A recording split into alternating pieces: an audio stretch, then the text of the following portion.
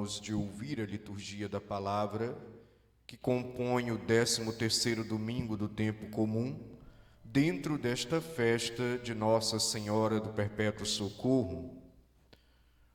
Hoje, de uma maneira triste, mas ao mesmo tempo cheia de esperança, nós recordamos essas mais de 500.000 mortes, infelizmente por causa da pandemia. E diante desta situação limite, é momento propício para meditarmos sobre o sofrimento, sobre a doença, sobre a morte, sobre para onde nós vamos após a morte. O evangelho que acabou de ser proclamado, ele fala desta morte da filha de Jairo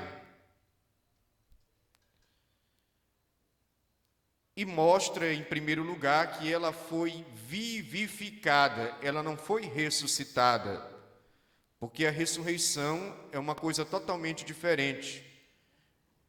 A promessa da ressurreição significa que nós seremos restaurados com um corpo novo, glorificado, transfigurado como o de Cristo. Não foi o que aconteceu com a filha de Jairo. Ela tornou a vida, ela foi vivificada. E Cristo, ao fazer isso, ele faz isso exatamente para mostrar que Ele é o Senhor da vida e que Ele não quer a nossa morte. Mas também nós vemos que certamente essa morte da filha de Jairo foi motivada, teve como consequência de uma doença. Assim também como aquela mulher que tinha o fluxo de sangue, que tocou em Jesus, estava doente. Então nós nos deparamos com mais uma situação limite, que nos dói, que mexe conosco, que é a doença. E como isso nos torna sensíveis, e como isso nos abala. E porque nos abala, o próprio Evangelho ainda torna evidente o sofrimento. O sofrimento de Jairo, que não estava doente, mas viu a sua filha doente, sofrendo e morrendo, assim como muitos, em tantas situações, não só pela pandemia, não estão doentes, mas sofrem com o sofrimento dos seus que adoecem. Sofrem com a dor dos seus que adoecem e também acabam falecendo, assim como Jairo, assim como a própria filha de Jairo, que, claro, sofreu aquela doença que levou ela a morrer, mas depois ela é vivificada por Cristo, trazida à vida, mas mesmo assim ela sofreu. Há um sofrimento, há uma dor. E a própria mulher que sofria do fluxo de sangue, diz o texto, há 12 anos sofria, inclusive com os tratamentos da época, que não havia uma medicina tão desenvolvida. Portanto, nós nos deparamos com questões capitais para a nossa vida, para a nossa existência. Por que sofremos? Por que adoecemos? Por que morremos? Para onde vamos após a morte? Tudo isso é vontade de Deus? Em primeiro lugar, o próprio livro da sabedoria já nos responde de imediato na primeira leitura que acabamos de ouvir. Deus não fez a morte, nem tem prazer com a destruição dos vivos. Ele não é o Deus da morte, ele não criou a morte. E ele não tem prazer com isso. Portanto, não é Deus que manda a morte, não é Deus que manda a doença. Inclusive, o livro da sabedoria continua nos dizendo: Deus criou o homem para a imortalidade. Portanto, fomos criados para sermos imagem e semelhança de Deus, não só no amor, mas também na imortalidade. Isso significa que Deus não nos destruirá. E quando morremos nesse mundo material, a nossa alma continua imortal, não deixamos de existir. Portanto, os nossos que faleceram não deixaram de existir, continuam existindo na eternidade em Deus. E é preciso que nós tenhamos essa fé e creiamos nisso. Em segundo lugar, o sofrimento, a doença, a morte, que são amargos, são frutos amargos, são consequências do pecado.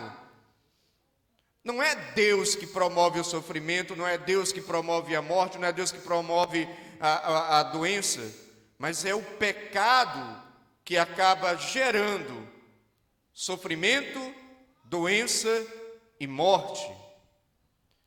É a ação de Satanás também, do diabo, como diz o livro da sabedoria, porque tentou os nossos primeiros pais, fez com que eles decaíssem daquela santidade originária que Deus tinha lhes dado, e quando eles decaíram, tiveram que cair numa natureza decaída, ali entrou a doença, ali entrou a morte, ali entrou o sofrimento.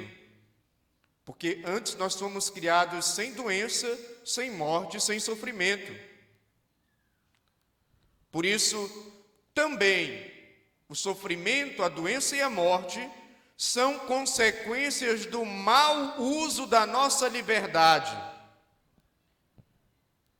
E por isso sofremos, por isso muitas vezes adoecemos, por isso muitas vezes morremos. O livro da sabedoria complementa nos dizendo: foi por inveja do diabo que a morte entrou no mundo. E São Paulo, em uma das suas cartas, nos diz: o salário do pecado é a morte. Por isso, se morremos, é por causa do pecado, é por causa do mau uso da nossa liberdade. Se adoecemos, é por causa do pecado. Porque, ora, assim como o pecado entrou e atingiu a humanidade, ele também entrou e atingiu a natureza, toda a criação, e até também o nosso sistema biológico. Portanto, biologicamente, nós também, a nossa natureza foi afetada pelo pecado. A natureza não é perfeita, ela falha, porque está atingida pelo pecado. E se a natureza falha, nós adoecemos. Se a natureza falha, nós envelhecemos. A natureza falha, nós morremos. Por isso, é sempre uma consequência do pecado. E aí você pode ainda perguntar: Frei, e a quarta pergunta que o senhor fez? Para onde nós vamos após a morte? Bem, nessa questão, nós compreendemos que, em primeiro lugar, a nossa alma, ela é imortal, como eu já disse. Deixamos de existir com esse corpo material, mas a nossa alma permanece. Ela não deixa de existir. Ninguém some.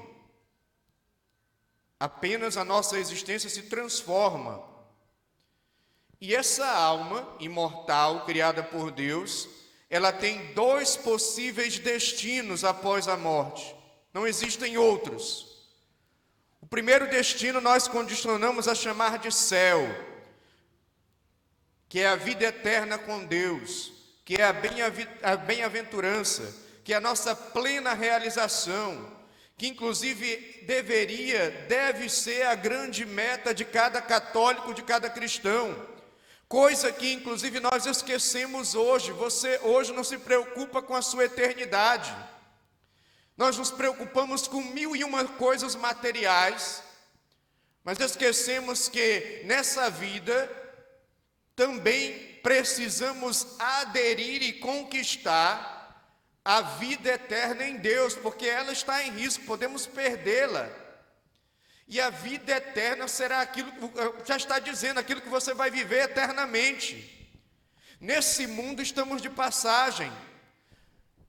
Alguns, os que durarem mais, vão durar 125 anos, como já tem aí nos livros dos recordes. Porém, não passaremos disso. E parece que a humanidade esqueceu de buscar a vida eterna em Deus, de buscar a comunhão eterna com Deus, de buscar a felicidade eterna com Deus. E isso os santos nos ensinam maravilhosamente, porque quando eles viram a preciosidade, a riqueza e a grandiosidade que é a vida eterna com Deus, eles desejavam a vida eterna, eles aspiravam a vida eterna, eles moviam a sua vida, as suas atitudes em função de se preparar nesta vida para a vida eterna. E hoje, infelizmente, não faz parte dos anseios do nosso coração.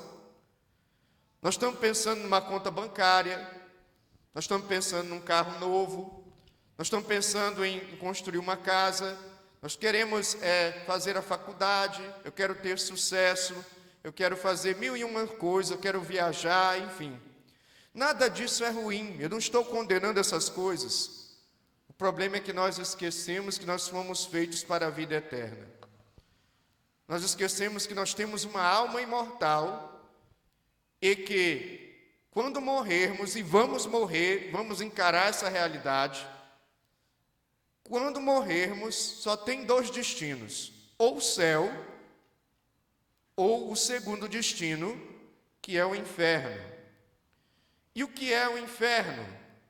É o eterno banimento da presença de Deus. É chamada na Bíblia de segunda morte, porque será perder toda a esperança de encontrar-se com Deus, será viver uma eternidade de agonia, de remorso, sabendo que teve a oportunidade de escolher Deus e não escolheu, sabendo que teve a oportunidade de escolher a eternidade com Ele e não escolheu. Isso vai consumir como fogo, e a eternidade,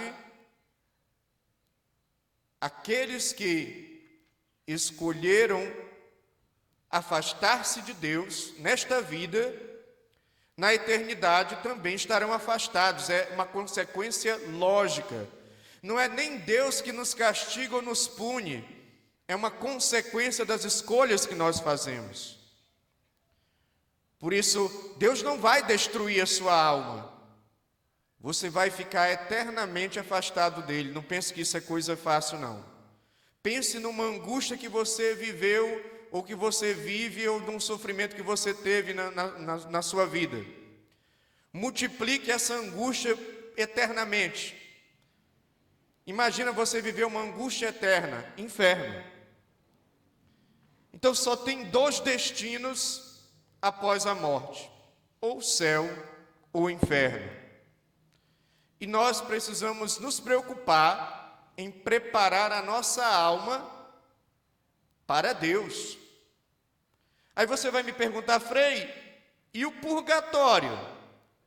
Purgatório não é um destino, ele é uma fase transitória. A alma que vai para o purgatório depois que morreu, ela vai para se purificar, porque ela ainda não se santificou o suficiente. Ela se purifica para poder entrar na presença de Deus e participar da comunhão divina. Aliás, diga-se de passagem, a maioria de nós vai passar pelo purgatório. Santa Teresinha do Menino Jesus, meus irmãos, ela dizia: eu não morro, eu entro na vida. Por isso, ela que preparou a sua vida, ela que buscou a Deus, ela que investiu a sua vida procurando ter uma comunhão já aqui na terra com Deus, cheia de confiança, aos 24 anos, próximo da sua morte, disse às suas co-irmãs: eu não morro, eu entro na vida.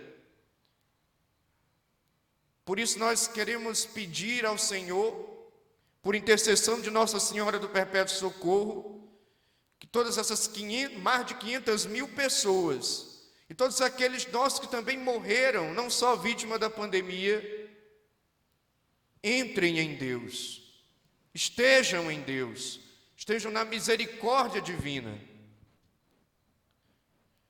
Quanto a nós, lembremos que Deus quer nos dar a vida eterna com Ele. Ele quer nos curar nesta vida para a vida eterna. Ele quer nos restaurar nessa vida para a vida eterna. Ele quer nos fortalecer nesta vida para a vida eterna. Ele quer renovar o nosso coração para a vida eterna. Ele quer nos libertar do pecado para a vida eterna. Recordemos ainda que sozinhos, entregues ao pecado, nós não conseguiremos chegar à vida eterna. Precisamos do auxílio de Deus. Precisamos do socorro de Deus. É por esse motivo que, por amor, Ele vem em nosso auxílio, para podermos participar da vida eterna com Ele e sermos plenos, felizes, realizados. E é o que também nós desejamos para aqueles que faleceram. Jesus assume a nossa morte.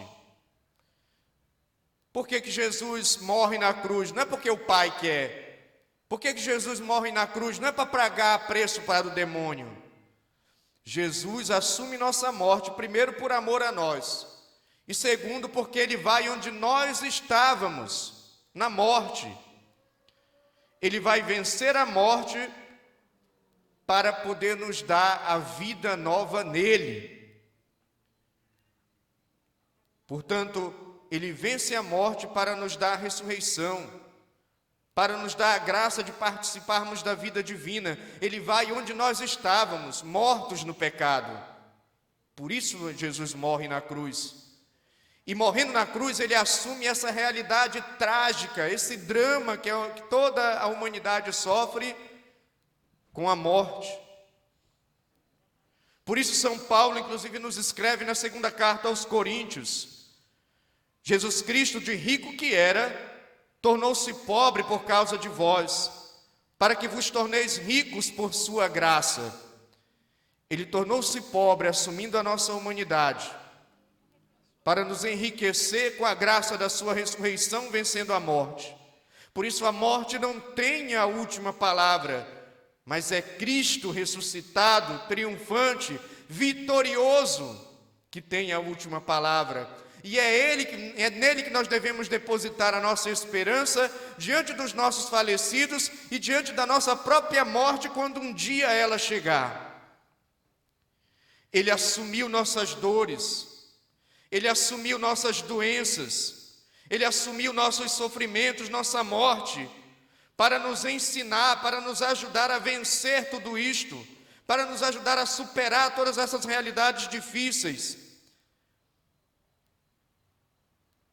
E é por isso que também, quando você passar por uma dor, por um sofrimento, seja da doença, seja de problemas, ou seja da morte de alguém que você ama, meu irmão, minha irmã, una esse sofrimento à cruz de Cristo, ofereça para Ele. E nos diz o Salmo 129 que nós lemos, aliás, o Salmo 29 que nós lemos na liturgia: Vós tirastes minha alma do abismo. E é isso que Deus faz conosco, Ele tira a nossa alma do abismo da morte. Nos vivifica como fez com aquela menina. Nos cura como fez com aquela mulher do fluxo de sangue. Nos consola como consolou o Jário, que estava desesperado com a morte da sua filha, que voltou à vida. Nós não estamos sozinhos. E até porque sozinhos nós não conseguiríamos vencer sofrimento, doença e morte. O Cristo usou a dor, o Cristo usou a doença e a morte para também nos ajudar a fazermos um processo de esvaziamento. Dor, doença e morte fazem parte da existência humana decaída no pecado. E Ele aproveita disso para, a partir daí, vencer a própria dor, vencer a própria doença e vencer a própria morte. Ele usa a própria arma do inimigo contra ele. Nós precisamos aprender com Cristo a fazer isso. Ele as utiliza, como utilizou a cruz, também para nos purificar, para nos desapegar das coisas mundanas, para nos configurar a Ele, subindo na cruz, abraçados com Ele na cruz. Ele nos une a Ele, e precisamos na nossa dor nos unirmos a Ele também. E contemos com o auxílio da Virgem Maria, que, assim como Cristo passou pela dor da morte que nos atinge, Maria passou pela dor de ver o filho morto na cruz, de receber esse filho nos seus braços. Por isso ela também sabe da dor que é ver alguém que nós amamos morrendo.